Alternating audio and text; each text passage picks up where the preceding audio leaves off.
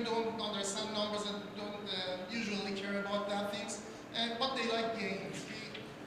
Actually, it is not designed yet, it's not in our application yet, but we have a scenario like we show them animation that we have a clean air, it become more polluted until the present time, and from the present time they take the role. They can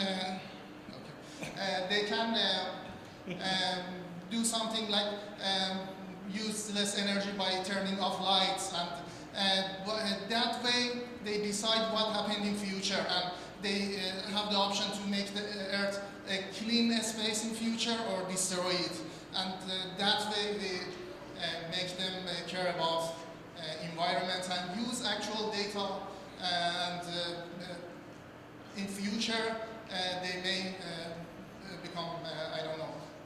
We gotta wrap it up. Thank you very much.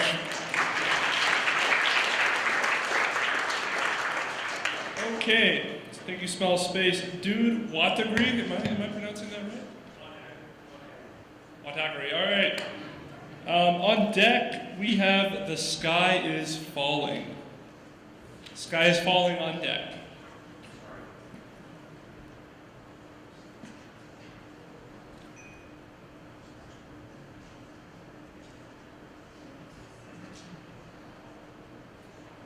Hi guys, we're the team Waterloo. We are a bunch of students at the University of Waterloo, all first-time hackathoners, really excited. But we did pick a topic that is really imminent and not so exciting, which is global warming. So we all have to accept that global warming is a real effect. And in particular, it has observable effects on the Arctic sea ice throughout just a very recent time. And we would like to find a way to show to the public that this does have a direct impact on our lives, and in a more straightforward way. Next time I introduce how we finish this work, and first we grab data from NASA websites and other data sources, but it looks like it's an easy job, but it was actually a great challenge because some data, they're not in the same.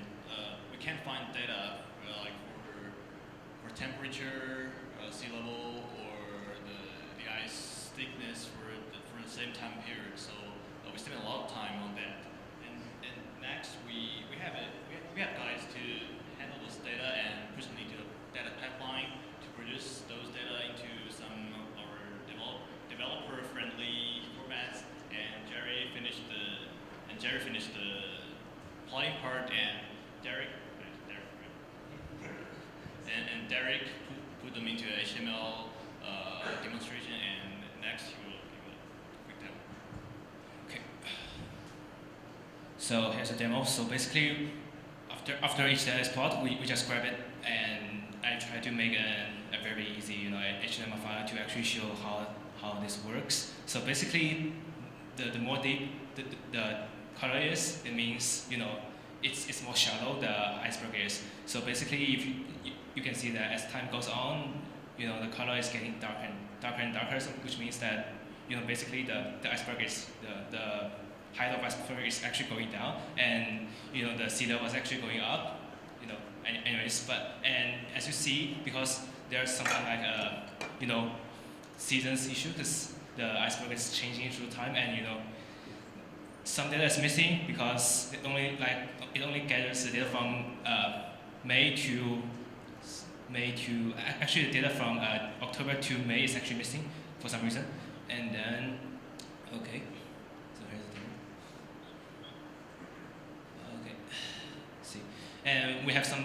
Okay, so our future work is about maybe just make our website, our HTML more fancy, and we try to predict the trend, and we'll make API for other researchers and developers for them to easily use. And we have some kind of trouble with the data because some scanners just from one spot to another, they don't really gather all data from the whole the whole Arctic areas, and that's basically it. Thanks. Questions? So looking at all of this data, did you find anything surprising, or did you discover something that really got you excited? So I think the exciting, well, it's an expected effect, and I just want people to believe in it. We didn't do the best to the demonstration part, which we spent a huge amount of time just grabbing the data from all his websites. But the idea is that we want to correlate the different effects between ice thickness and CO2 concentration, temperature, global sea level, and all that, and combine it into. So one of the design level that we didn't have a time to add is that you should be able to click and select a specific date and then see the changes throughout different years, because there are seasonal changes in the ice. But we didn't have time to do that, but that's definitely one of the next steps. And so one more thing is that we try to do the climate change and the thickness of iceberg in South Pole, but we didn't find out because I just found out there's almost no data for South Pole. I don't know why scientists are not interested in the iceberg in South Pole, but yeah, at least we try. Awesome, thank you. All right, up now, the sky is falling. On deck, life mesh. Life mesh on deck.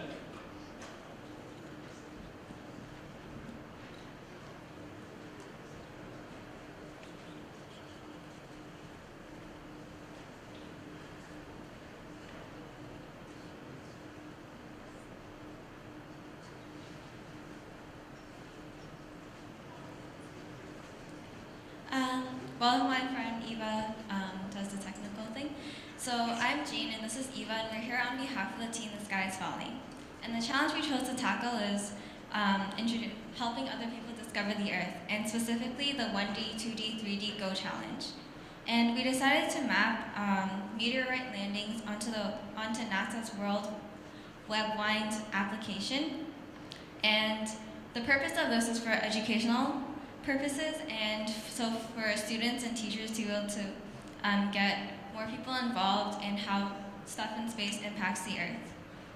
And I'll pass it on to Eva to do it. Yep. So here you can see the globe. So our web app is based on NASA's Worldwide, which is a 3D globe, and you can interact with the globe, and for some reason it's dropping. As you can see here. Oh. Yeah, it was working before. So it's slightly laggy. As you can see here, we only have A's and B's for the meteorites. That's because there's actually, we're using this open API, and it's called Meteorite Landings, and it contains 45K data points. That's a lot, and it's not going to show on the entire screen, but our next step would be to add in the feature of zooming in and zooming out with the meteorites fading in and fading out.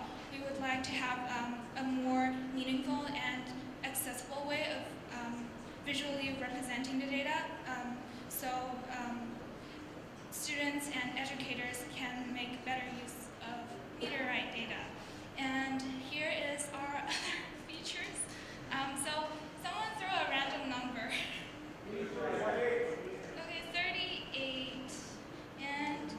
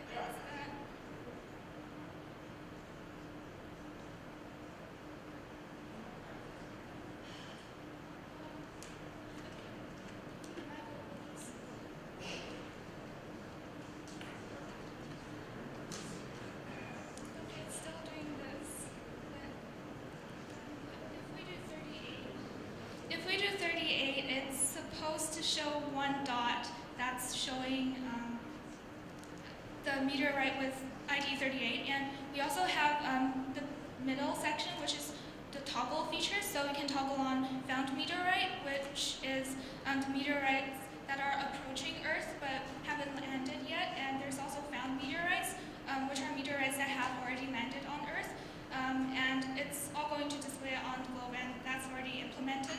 And there's also show all meteorites, which is only showing A's and B's, as I mentioned before, and there's also filtering, mapping, sorting.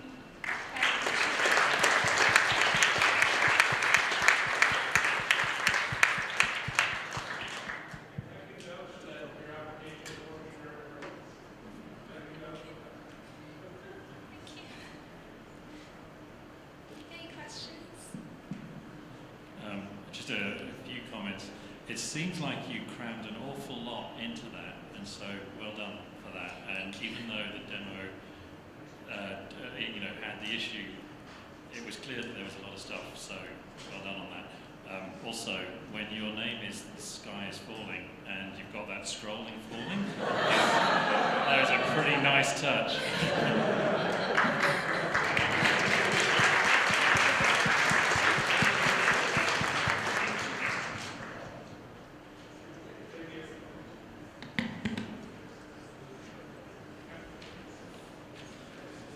Okay, up now we have Life Mesh on stage, and then on deck, Locus VR. Hello? Hello? Oh.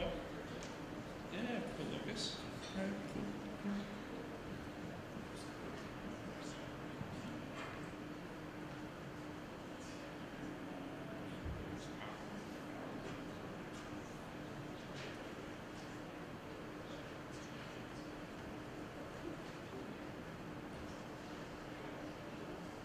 Hello everyone, thank you for being here. We're LifeMesh, and today we're going to be talking to you about our solution to the Health Makes Wealth challenge. Now, just to provide some context here, in densely populated areas like, say, Toronto or Beijing, environmental health is actually closely related to human health, and say that, degraded air quality due to elevated concentrations of pollutants. This can lead to respiratory health issues. So citizens like you and I should have access to more localized information that can inform us whether it's safe to be outside or not. So our solution integrates citizen science data as well as space agency data to provide information about local environmental conditions. So for instance, in Kitchener, there's only 2 weather stations, and users should have more information available, so there's more clustering of data. And ultimately, our goal is to provide our goal is to empower citizens with this data such that they can be more environmentally conscious and to help them make decisions. So how do we actually go about collecting the citizen science data?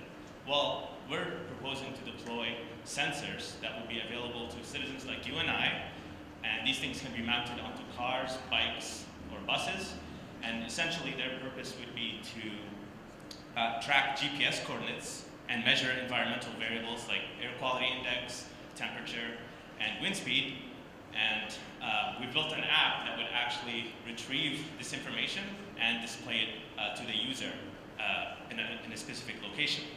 So now we're going to show you a live demo of our application with our friend Alex here.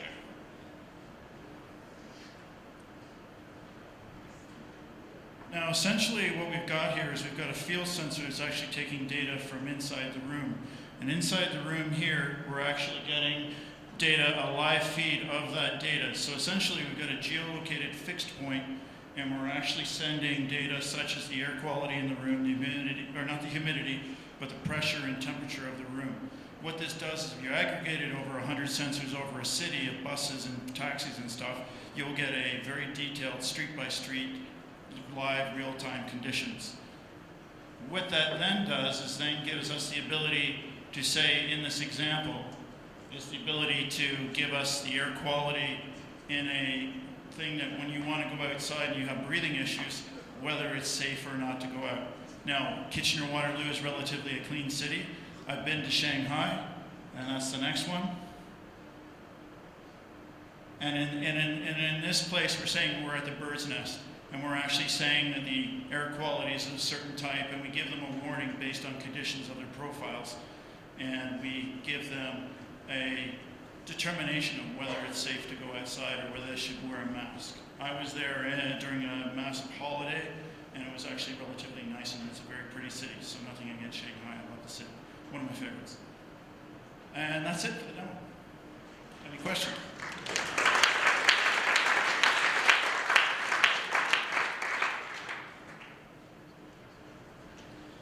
How expensive are the IoT devices to make, and how much data do they push out on an hourly basis, I guess? Well, it depends on the sampling of how much data you want to push out, but I've probably got about, just sitting here for the last little bit, probably 3,000 points of data. The expense out of the box with Shield there is probably less than $50, but I can get that price down to about $50. Just to follow on that, how does this compare to existing tools and groups that are trying to sell similar products, such as Wonderground? Well, one of the things is Environment Canada only has 2 stations in the city, and you get the point details, and what we're trying to do is we're trying to crowdsource weather. So in reality, we would put it up on something like Instructables.com, and then people can take the plans and then create endpoints, and then they would subscribe to the service as a free service, and then we would aggregate that data to researchers for our money back, because we would be able to validate NASA's data, weather data or your ozone data by saying, hey, we have ozone sensors, we have 100 ground ozone sensors deployed, and you could actually take that and compare it against the data that you have. Thanks, guys. And you're welcome. Good to see this. Good to see this progressing.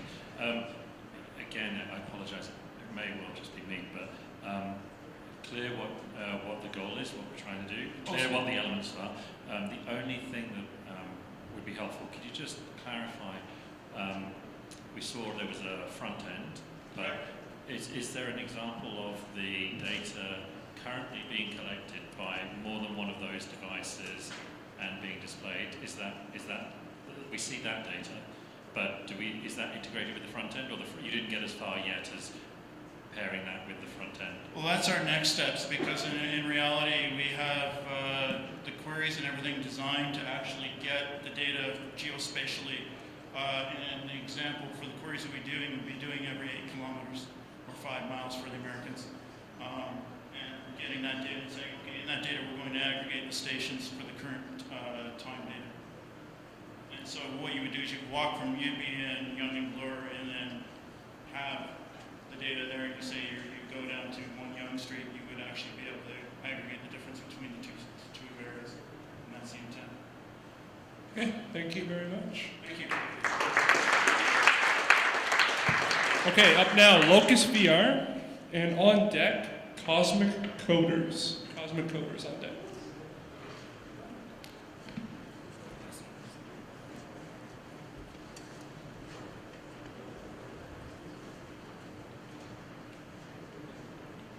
So, afternoon, guys. We are Locus VR, and the challenge we chose today is the virtual space exploration. Within this challenge, we decided to make a virtual reality simulator of the surface of Mars in Unity. And the 2 land sites we decided to make today is the Curiosity rover's landing site and also Olympus Mons. This is the Curiosity rover land. This is the Curiosity rover landing site. As you can see, that we have the entire model just loaded up, and we have various aspects. So there we just have a sign where we try to get the text explaining. So this model is where Curiosity landed, and we decided it as a first scene as it's pretty iconic. We want this experience to be seamless. We want it to be like you're actually on Mars. So we spent a lot of time on the movie. Here we have a model of Curiosity itself and its rover. We have text there that's a bit hard to see, but it gives us information on Curiosity. The text is activated upon proximity to the rover.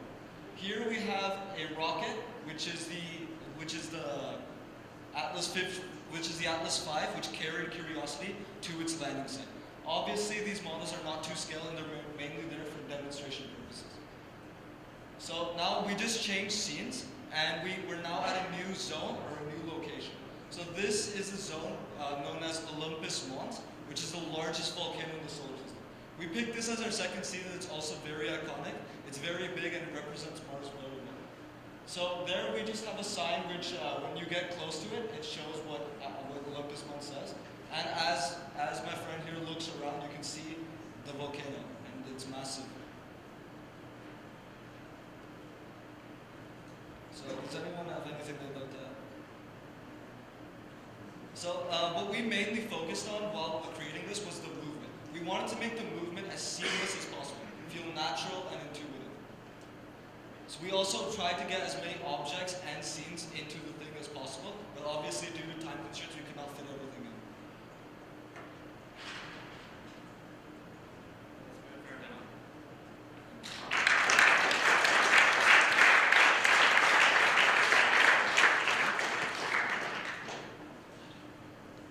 Does the video that you need to do this exist in 360?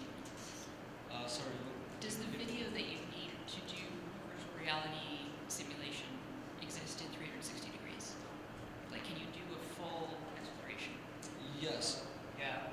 The way we chose to set it up, like, so you don't actually have to like turn around in order to like walk behind. Just so like you don't get tangled in all of these wires that are over here. You can just like sit in one place and still walk around and explore.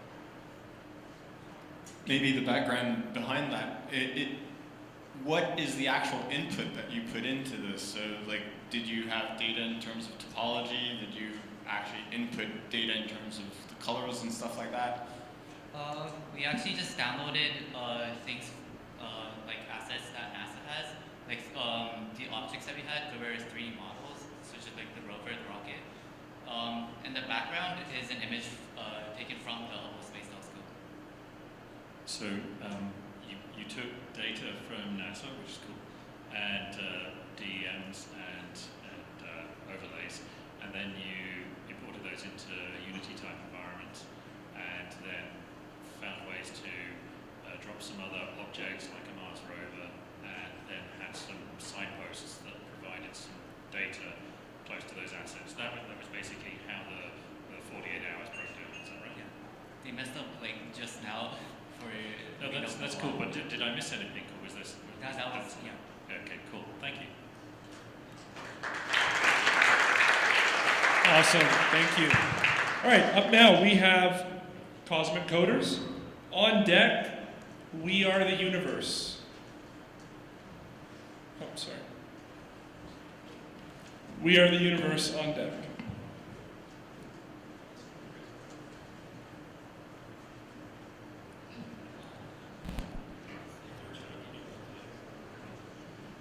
Hello, Space Apps. We are the Cosmic Coders. My name is Daniel. This is Cameron, Tennyson, and Joseph. And today we took on the challenge, or for this weekend, we took on the challenge of On the Shoulders of Giants.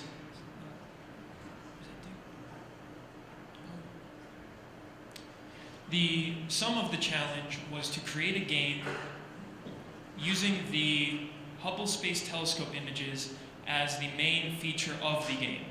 So if we can get the display working in just a minute, we can get right into the explanations.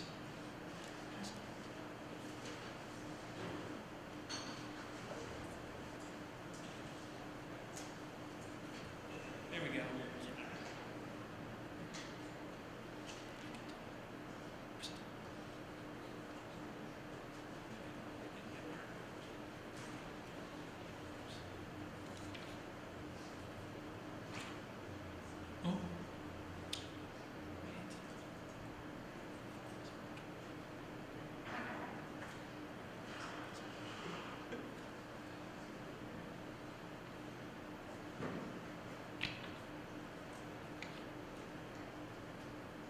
Space, the frontier which hosts trillions of nebulae.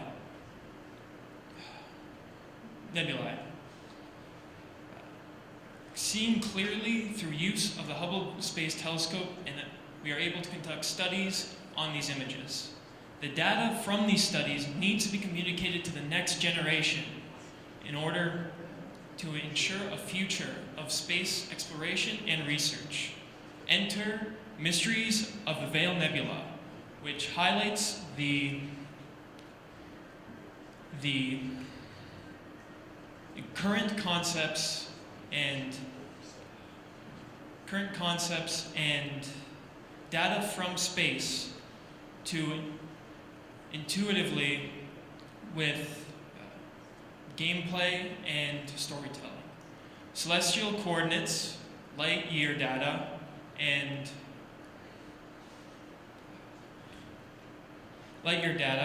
Hubble functionality are key components of our game that are taught naturally to the player through playing the game. Okay, don't play the video. All right, I'm going to give you guys a bit of an introduction first. We decided to focus a little bit more on the narrative of the game. It starts with a transmission from an extraterrestrial race. Can you guys hear me okay? Yep, good. So it starts with the transmission from an extraterrestrial race. Basically, they're trying to share their knowledge with us, but first we need to ascertain if we're capable of perceiving their intellect and understanding it. So they send out this transmission, which is encrypted, sorry. And we have to go throughout the cosmos and sort of try to find these hints and clues to decrypt parts of the message at a time. So that's the introduction to the problem at hand. Now, I believe you did an adequate job, but just to reiterate, our challenge was to try and use the images from the Hubble Space Telescope as part of the main feature of the game. So we tried to incorporate that as best as we could. Which button am I pressing here? Oh, just click on it.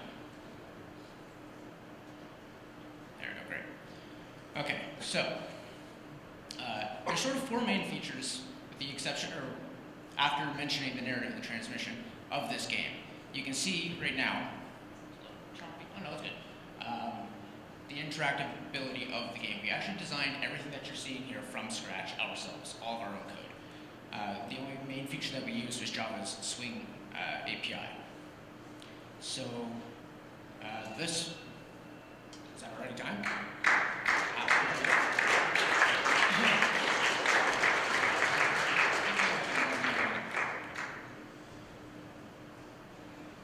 So, sorry, I guess we didn't have a lot of time to introduce very much.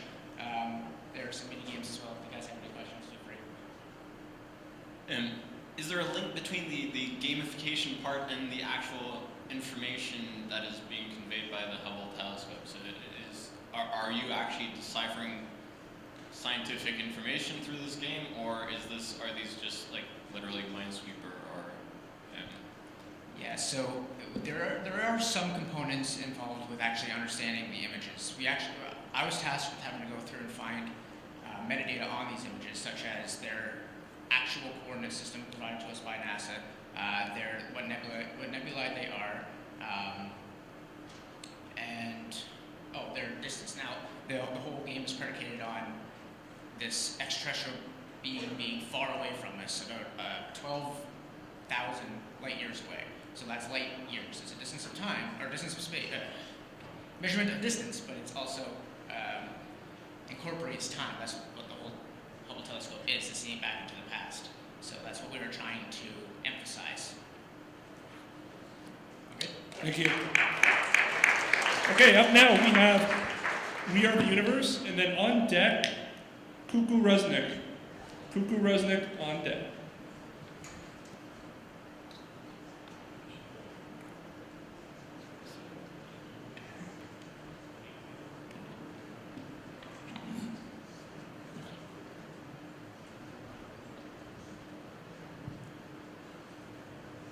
Hi, my name is Anirudh, and this is my friend Rishav. This is Ajay, and this is Anupriya, and we are the team We Are the Universe.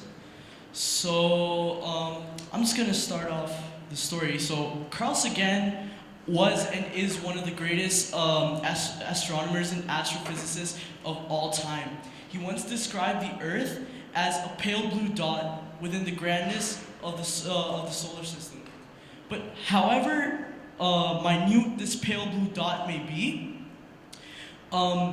it is so beautiful and magnificent in its wholeness, and NASA has captured this beauty through their satellite imagery. However, I feel us humans have failed to realize the beauty of our home. So how are we going to make the public realize this? Which is why we chose Artify the Earth Challenge. So I'm just going to hand it off to my friend Rashad. So essentially what our idea is to create an algorithm that analyzes any image that the user takes and divides it into simple blocks. So after it divides it into a block, it characterizes what the image is based on its brightness. So it rates the brightness from 0 to 256. And from NASA's database of all the images of the Earth, it compares the two brightnesses and adds it as a mosaic. So this is an example that we did of the old President Obama, and that's what our app did. So this is a demo of our app.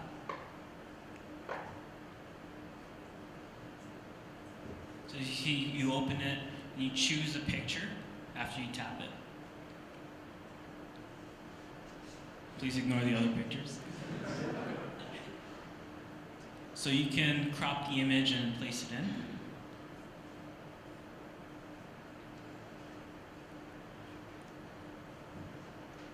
Give it a few seconds. And there you go, it artifies the image.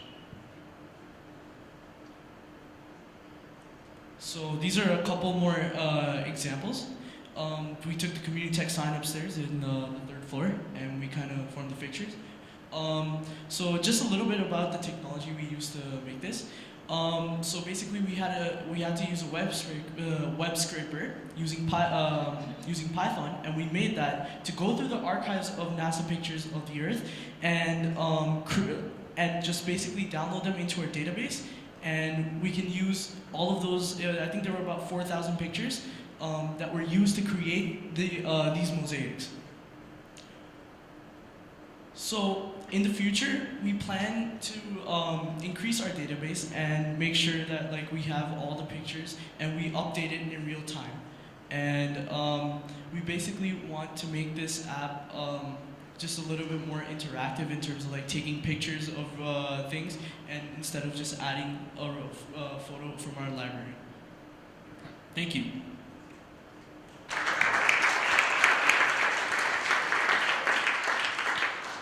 I'm excited because I think I understood what you guys did. So each pixel in the image of, say, Obama is actually a picture that NASA has released. Yeah. So if you zoomed in on Obama's picture, one of those pictures might be a picture of Mars, or so we use pictures of the Earth instead of all right. So the blue side of his face might be ocean, and you might be a lot of Sahara Desert all over that place. Yeah, pretty much. All right. Thanks. Cool. Are you able? Is there any way in which you can zoom in on one of those at the moment and just show us more of a medium? So this is actually a screenshot from our app, so you won't be really able to clearly see the pictures. But in the future, we want to add in more lines of code that will allow you to zoom in and see which part of the Earth it's in. For sure. But you don't have an example of just even one picture of the Earth that was used in that? No, not available. Okay, no worries. Thanks.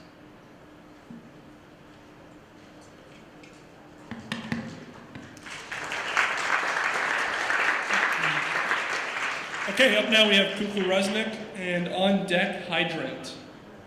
Hydrant, you're on deck.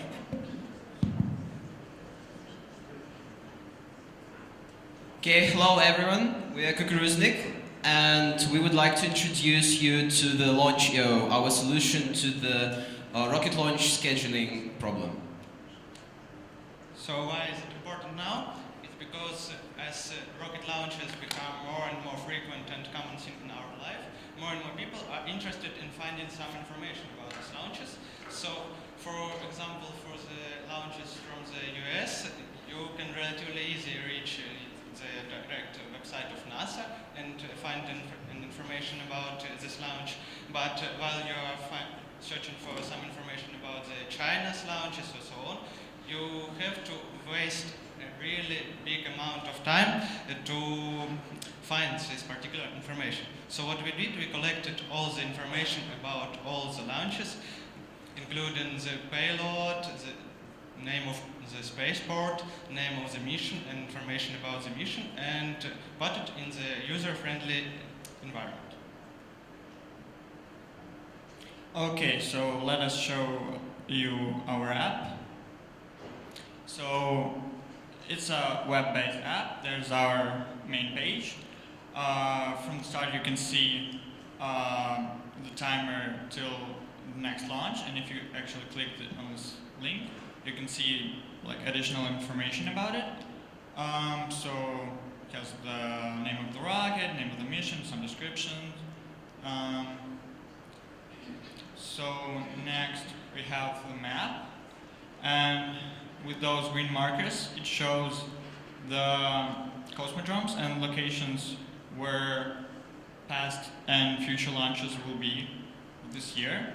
And actually if you click on one, there will be an information about launches on this location, and also you can click on this tab to see all the missions past and future of this year with some additional information. Also you can filter the launches with the date picker. So if you just pick some interval, the map will show only those locations have the flight in the selected interval, and tabs also will show the selected ones. Next we have some information about the reasons not to launch the rocket. Yeah. So, and also we have a list of all the rockets available and some information about them. So that's basically it.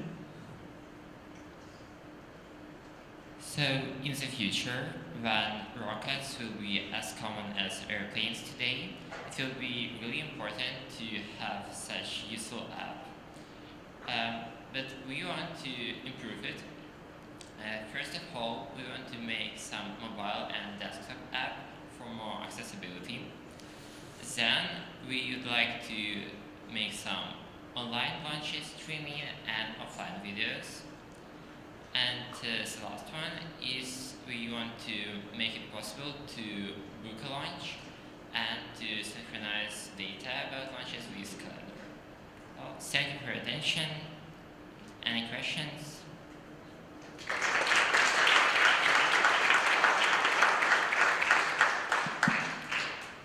Did you have any, that last one was a really good one, the idea about connecting into the new era of being able to conveniently book launches or find payload slots.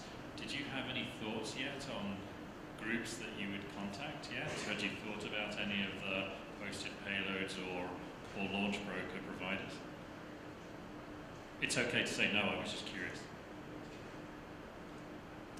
We were thinking to implement the payload, but no, we unfortunately did not think about contacting those organizations.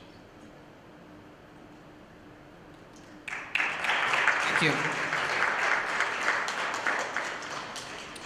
Okay, up next, Hydrant. And on deck is the last group that I have on deck. Dowser. If your group, for some reason, did not get called, please let me know. Otherwise, Dowser is on deck, and they are the last company to go. Or group, sorry.